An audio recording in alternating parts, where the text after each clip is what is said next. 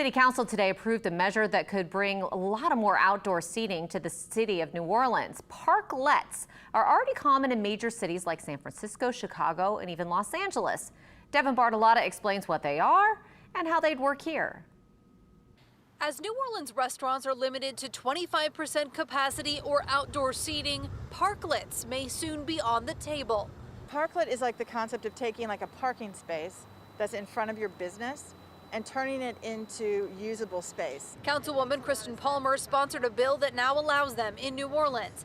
The spaces look like this, turning 1 or 2 parking spots into outdoor seating. They're used in cities all over the world.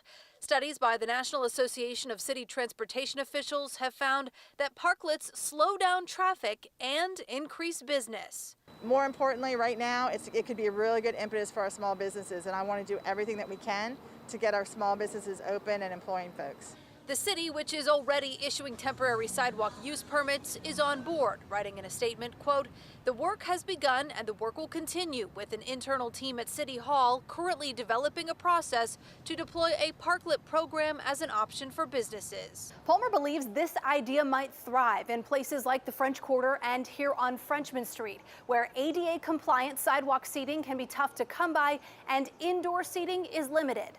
This is a boon for business. Tara Tolford of the University of New Orleans Transportation Institute says this time of less traffic and need for social distance could be a perfect time to phase this in.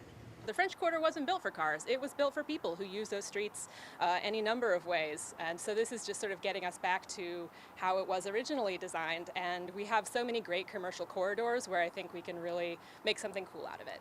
And just maybe a lifeline for restaurants. In New Orleans, Devin Bartolotta, Eyewitness News.